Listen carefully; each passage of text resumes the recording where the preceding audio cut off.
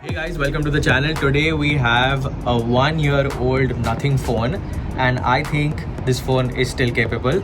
So let's go through it. Let's see how this is and what are the best things about it, and should you upgrade to the Nothing Phone 3A. And before we do that, do subscribe to the channel, click on the bell icon.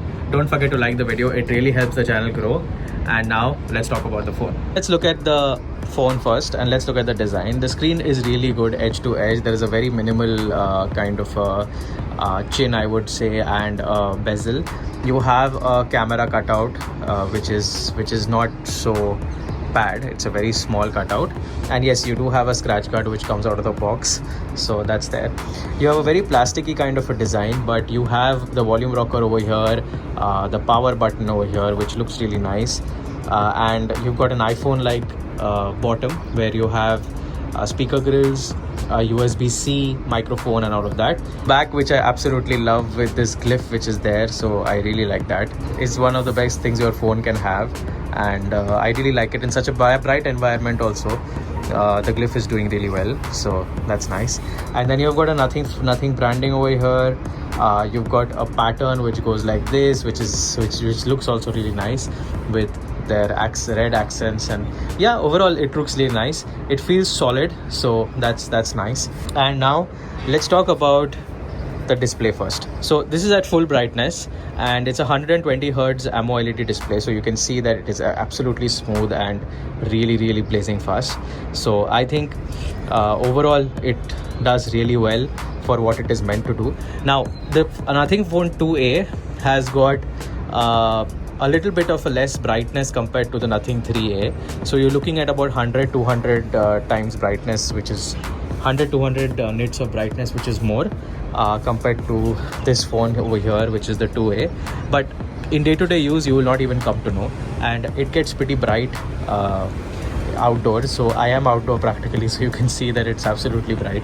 There is nothing wrong with it. So I like the display. The touch sensitivity is good. Overall, you will not find a problem with this display. It is a flagship level display at this price point. Now let's talk about the cameras. So you have a 50 megapixel ultra wide over here, a 50 megapixel wide, which is the normal camera, and you've got a 2x digital zoom which is there in the camera. And I will just show you this. It looks absolutely amazing. Let me take a few pictures as well so that you can see. So that is how it is. The pictures are really nice. You have a good overall display, and because of which the pictures really look nice on the phone, and if you take it out as well, it will look nice. So as you can see, it captured this part really well, so without any issues. The light coming in, and it just took care of it, right? So the camera is not that bad. Now let's look at the ultra wide as well. The ultra wide is also really nice and wide. You have a 0.6, so that's nice. Here you also have a digital zoom, as I said, of 2x, and you can take it up to 10x. At 2x, it still looks like a crop, but it looks like a usable crop. At 5x also, I would say that it is still usable, but then at 10x it becomes really blurred and, you know, not that great. So you would not want to have this kind of zoom anyway. But let me click it and show it to you. Okay, so that's how it is. Not such a great zoom. I think it can do better.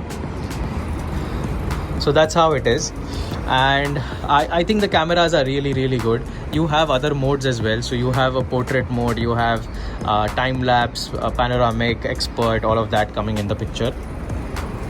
You do have slow-mo as well, so that's also there, and with that the camera is pretty usable. So I would not say this is a bad phone to have in terms of camera. Now let's go into the battery. So the battery is something which is really interesting. It's a 5000 mAh battery with a 45 watt charging speed, which is wired charging, of course, which is absolutely amazing. And the battery just does not die. Whatever you do, the battery is not going to die. And I think many phones should have this kind of a battery management system. It is absolutely amazing. on what it can do. And it has got everything right from smart charging to custom charging and all of it coming into the picture. So that's absolutely amazing. It even has a charging assistant, which is good, right? So yes, the battery is absolutely amazing. And if I show you some hours, you can see that the battery since last full charge was active for 8 hours 52 minutes. Now I have not been using the phone that much, but if you see, Monday it dropped, like the full day I have been using the phone, and then it dropped just below 50 the whole day. I think it does really well in the battery part. I think more phones really should have this kind of a battery management system. So absolutely amazing. And with that into perspective, let's listen to the speakers, and we can then talk about the phone as well as a whole. I have pulled up one of my latest videos. Now let's listen to the speakers. Welcome to the channel. Today we have an interesting video. This video is regarding the DJI Neo drone, and this is how the drone looks. And I am in the desert, so you can imagine what I'm going to do. I'm going to check the range of the drone as well as the battery life.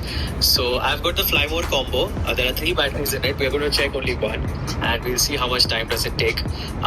DJI claims that it's a... So I think the battery, the speakers, the overall display of the phone are really good. The cameras could have been better, but at this price point, I think it's really good. So I wanted to keep this video really short. I have spoken about the best parts. With that, I think this phone is really good at its price point.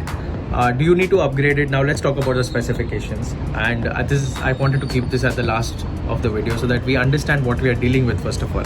So here we have got an 8GB of RAM. You still get an 8GB of RAM in the new phone. So that is something which you really have to consider. You get the same amount of storage in the new phone.